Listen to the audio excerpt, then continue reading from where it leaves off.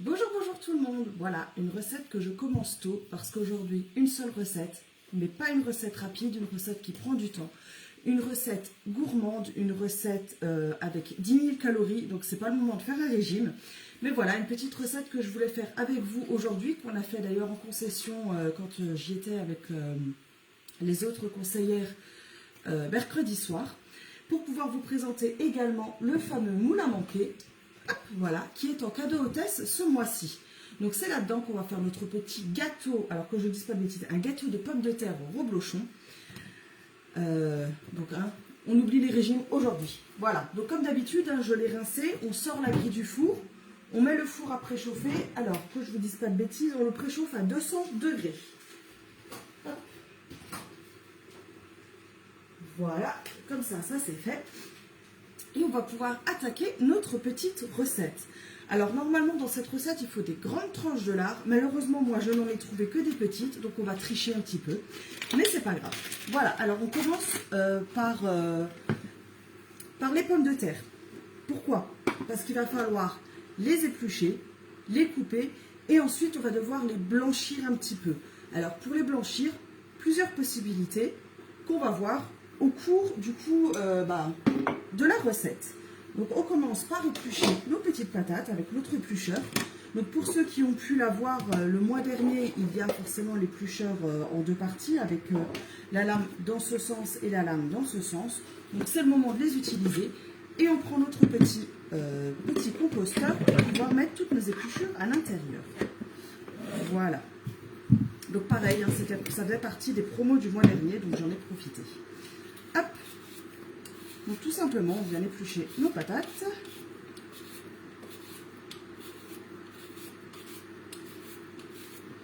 Donc je pense que vous l'entendez, du coup, moi j'ai déjà mis la bouilloire à chauffer pour que ça aille un tout petit peu plus vite et que j'ai déjà de l'eau bien chaude.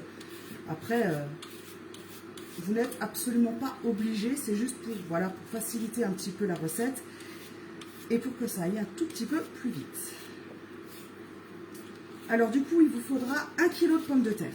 Alors là, je sais que j'ai un tout petit peu plus qu'1 kg, parce que forcément, réussir à avoir 1 kg pile avec des patates, moi je dis chapeau.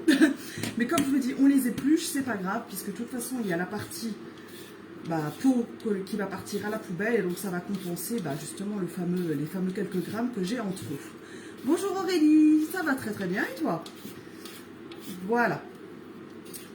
Donc du coup, là, j'ai 1, 2, 3, 4, 5, à peu près 6 pommes de terre. J'ai essayé de prendre des belles pommes de terre bien grosses parce que du coup ça va plus vite.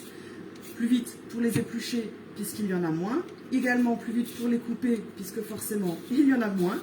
Donc du coup voilà, quand vous faites des choses où les patates, il faut les éplucher à l'avance, prenez plutôt des grosses, vous serez plus tranquille puisque c'est plus rapide.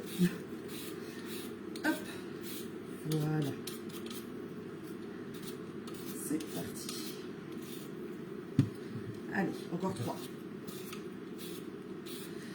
Alors pour les couper, vous pouvez très bien les couper au couteau, à la main, ça pose aucun problème.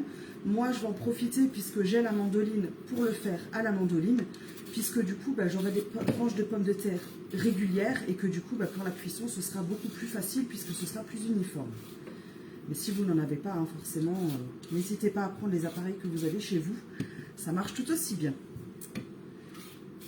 Voilà. Hop, on arrive tout doucement à la fin.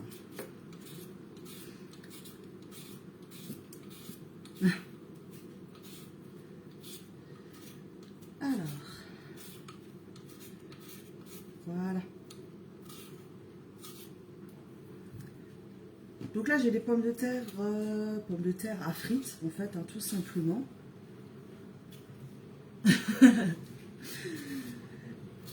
Donc j'ai Aurélie qui me dit que hier elle n'a pas vu Donald puisqu'en fait elle va très régulièrement à Disney et qu'elle s'était rendue compte que j'étais fan de Donald. Et effectivement voilà, j'ai le t-shirt aujourd'hui qui le prouve que voilà, je suis une grande fan de Donald. C'est pas grave Aurélie, une autre fois il y aura d'autres occasions. Voilà pour les pommes de terre. Hop, j'ai mis mon petit chiffon du coup, voilà. Alors donc je disais qu'il y avait plusieurs possibilités pour cuire les patates. Donc vous pouvez le faire tout simplement à la casserole, dans de l'eau bouillante pendant 5 minutes, ça marche très bien. Ou alors, vous pouvez les faire dans le Micro Urban Family, ça marche très très bien aussi. Et si comme moi, vous ne l'avez pas, tout simplement, le cuiseur à riz, ça fonctionne très bien également. Donc voilà, on va mettre la mandoline dessus. On n'oublie pas de prendre notre petit appareil pour ne pas se couper les doigts. On y met notre petite pomme de terre. Si on fait un petit peu de place, ce sera mieux. Voilà. Et donc là, je l'ai mis du coup sur 3. Hop, et tout simplement, on fait des patates. Alors, si vous vous rendez compte que pour vous, c'est trop fin ou trop gros, n'hésitez pas à régler voilà, la taille de la pomme de terre comme vous en avez envie. C'est vrai que l'avantage de la mandoline, c'est que du coup, ça va quand même super vite. Hop.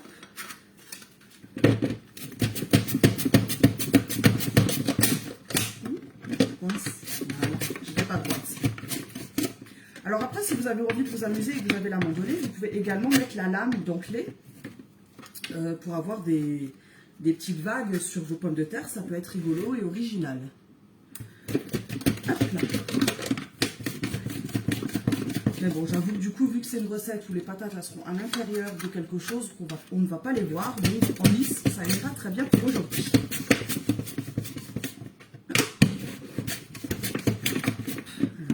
C'est un petit peu que j'ai de la place pour y mettre les patates.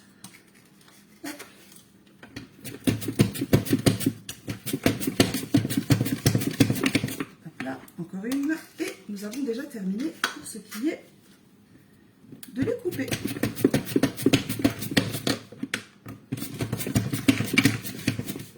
Et voilà.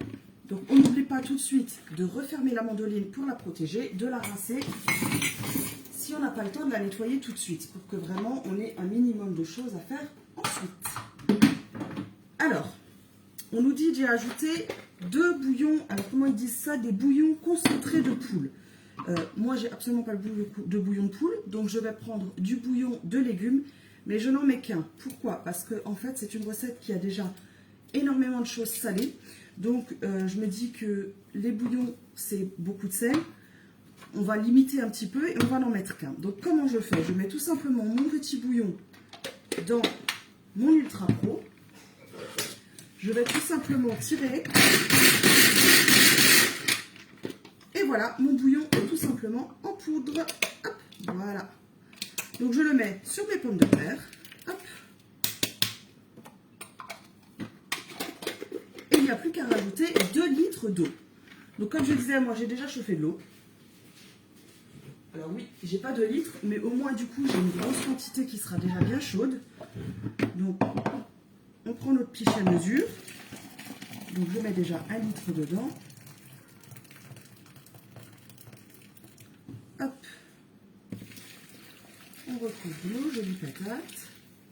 Alors 2 litres ça rentrera pas, du coup on va mettre 1,5 litre, ça suffira largement. Ce qu'il faut juste en fait, c'est que vraiment vos patates elles soient au moins à couvert. Hop, voilà. Toi, je te pousse. Je n'ai plus besoin de toi. Et voilà. Alors du coup, comme c'est le cuiseur à riz, on n'oublie pas de lui mettre la partie blanche, qui d'ailleurs va être super pratique après pour pouvoir justement juste retirer l'eau que nous avons dans le cuiseur à riz. Le petit boîtier rouge, le Turbo Top, tu veux dire Aurélie? Ah ouais, c'est vrai qu'il est génial. Bah, moi en fait j'ai toutes les tailles. J'ai le petit, le moyen, le grand. Là c'est vrai que pour ça le petit c'est plus pratique. Et on fait énormément de choses avec. Puisqu'on peut y éplucher, enfin y couper les oignons, les pommes, voilà, si on veut faire une petite compote express, on met juste une pomme dedans, on tire, on la met après quelques secondes au micro-ondes, voilà, on a une petite compote vite faite. C'est vrai que c'est génial. Donc là, du coup, je vais mettre notre petit pomme de terre à cuire 5 minutes au micro-ondes, et pendant ce temps-là, on va s'occuper du reste de la recette. Hop. Alors. Voilà, donc ça c'est fait. Alors maintenant, il va falloir y mettre le lard à l'intérieur. Donc comme je le disais, moi je ne fais que des petites tranches. Alors on va un petit peu tricher. Ce qu'on va faire, c'est qu'on va en mettre dans le fond et qu'ensuite on va en faire dépasser sur les côtés pour pouvoir avoir la recette qui soit vraiment, vraiment jolie comme elle est censée être. quand on ne trouve pas ce qu'il faut, on fait avec ce qu'on a. Hop, voilà. Alors, on va commencer par faire des passés et on mettra les autres ensuite au fond. Vous voyez, elles sont vraiment toutes petites, hein. On voit que, en les faisant bien dépasser, elles ne vont vraiment pas beaucoup au milieu. En espérant que je vais en avoir assez. Alors pourquoi on fait dépasser les tranches de lard? C'est parce qu'en fait après elles vont venir recouvrir le reste de la recette. Donc si on ne les fait pas dépasser, malheureusement elles ne recouvriront pas nos pommes de terre et notre reblochon. Et la recette ne sera pas exactement comme elle est censée être. Donc voilà, ça c'est effectivement une partie aussi qui prend un petit peu de temps. Donc on se dit heureusement que les patates mettent 5 minutes à chauffer. Puisque du coup, nous on a le temps de préparer notre petit plat. Voilà. Hop. Voilà. Alors Aurélie, à savoir que le Turbo Top, qui donc a changé de nom, s'appelle maintenant Supersonic Extra Chopper, si je dis pas de bêtises, peut se trouver sur le e-shop. Donc du coup, on peut tout à fait le racheter, pas forcément donc par mon biais et en faisant un atelier chez moi, mais directement sur le e-shop. Là, vous trouverez tout ce que l'on peut trouver quand on fait des ateliers du perroir. Alors, hop, voilà, ces deux tranches sont un peu collées. Voilà. On essaye de faire quelque chose de joli quand même. Voilà.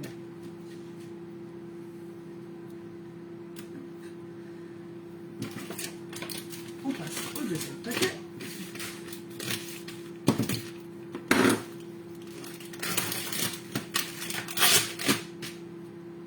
Voilà. Bon, avec un peu de chance, on en aura largement assez pour faire quelque chose de vraiment joli.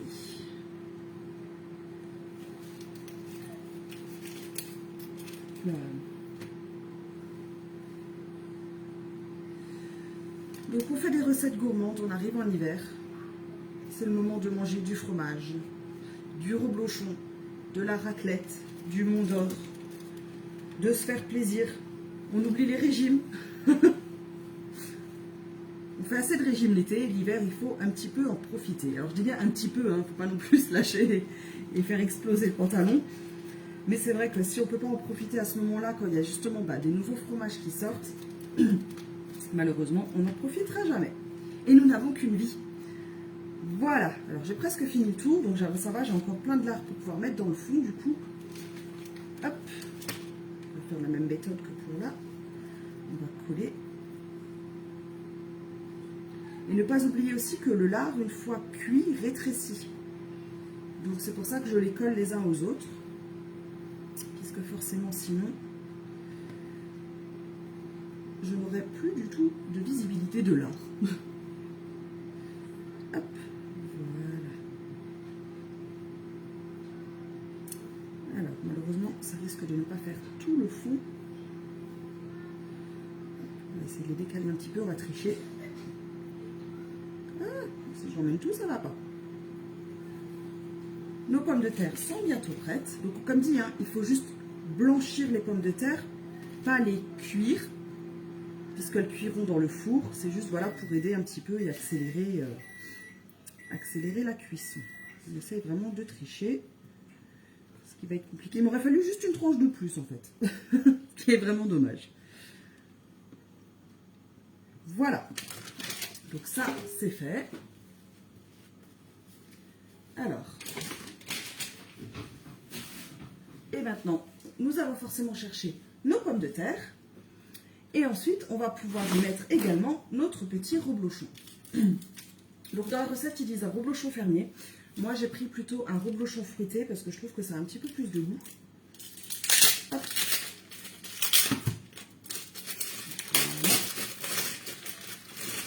Et une petite astuce très simple quand vous achetez un reblochon qui est déjà coupé, parce que parfois vous avez le reblochon coupé et vous ne savez pas ce que c'est. il y a toujours sur des reblochons des petites pastilles de couleur. Donc là, vous avez une petite pastille rouge, donc ce qui veut dire que le reblochon est un reblochon fruitier. Si jamais vous avez une petite pastille verte, c'est un reblochon fermier. Donc pensez à bien enlever la pastille, parce que du coup c'est de la cire, donc ça ne se mange pas. Voilà. Alors, je vais chercher mes patates, qu'on va pouvoir déjà disposer dans le fond.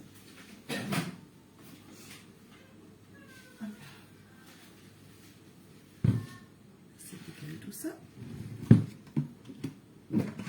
Hop. Voilà. Alors, je vais tourner un peu la caméra pour que vous puissiez voir du coup. Donc là, grâce au couvercle blanc, je vais pouvoir tout simplement, donc en le tenant les poignets et avec les pouces tout simplement le dessus, et verser et pouvoir supprimer toute l'eau qu'il y a à l'intérieur.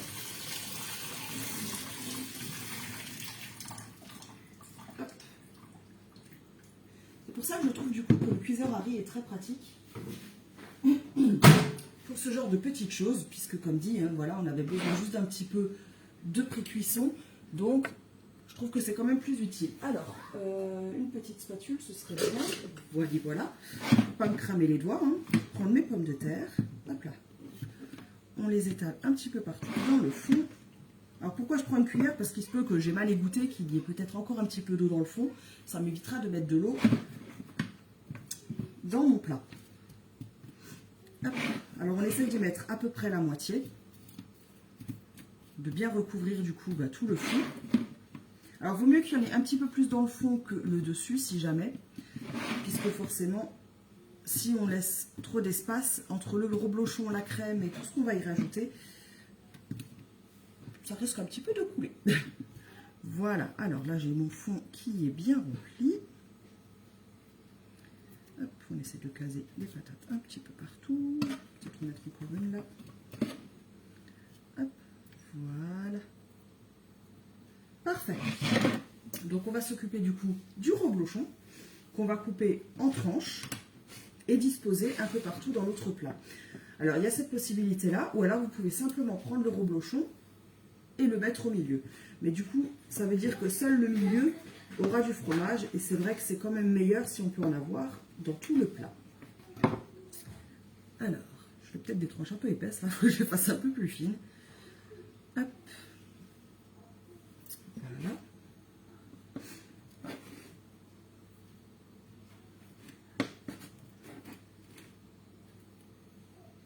Donc le reblochon, vous pouvez l'utiliser également pour faire des tartiflettes.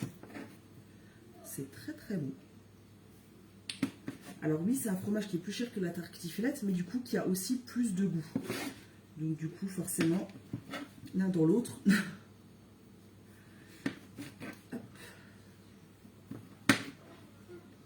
Voilà, on arrive tout doucement.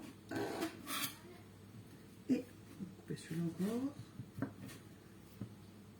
Hop là. Ça on casse la croûte là. On en profite pour boucher les petits trous qui restent. De toute façon, ça va fondre, donc aucun risque qu'il n'y en ait pas partout. Voilà. Alors, je vérifie dans la recette que j'ai rien oublié, hein, parce que moi, je suis un petit peu tête en l'air.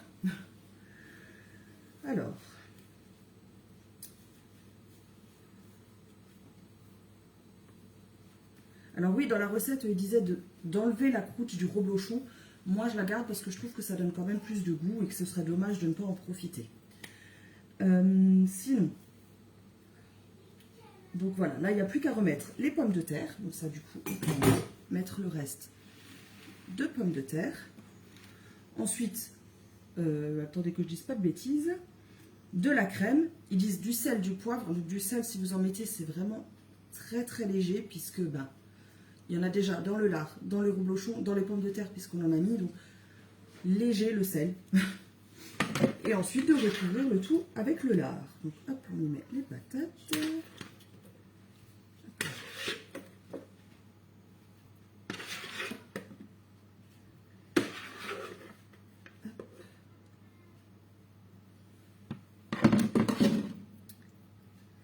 Donc on les fait comme avant, on essaie de les mettre un petit peu partout. Hop.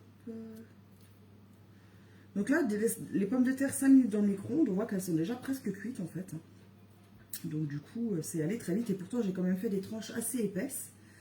Donc si je les avais pas fait plus fines, elles auraient peut-être été trop cuites et justement, bah, du coup, on aurait peut-être été un petit peu embêtés. Voilà, alors du coup, on va y mettre un petit peu de poivre. Alors oui, ceux qui ont les petites boîtes Tupperware comme ça, attention, parce que je me suis déjà fait avoir plus d'une fois, puisque vous avez le côté, le gros côté et le petit côté. Donc des fois, quand je ne fais pas attention, je commence à verser, et en fait, je me suis rendu compte que j'ai ouvert le mauvais côté, et je ne vous dis pas la quantité de poivre que j'ai déjà foutu dans certains plats. Voilà, donc on y met un petit peu de poivre. Moi, je sais pas, je crois que je vais y mettre vraiment un tout petit peu de sel. Une larmichette. Voilà, plus. On y ajoute donc 20 millilitres, non, 200 millilitres, 20 centilitres de crème. Alors, pour que ce soit un peu moins gras, hein, j'ai pris de la 12%. Je crois qu'on est déjà assez calorique là dans la recette. Donc tout simplement, on met par-dessus, partout. Hop, le but, c'est vraiment hop, partout, sauf sur moi. Voilà, bravo.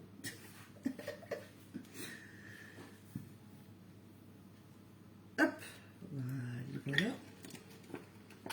Il n'y a pas besoin de plus de crème puisque justement, il y a le reblochon. Hop.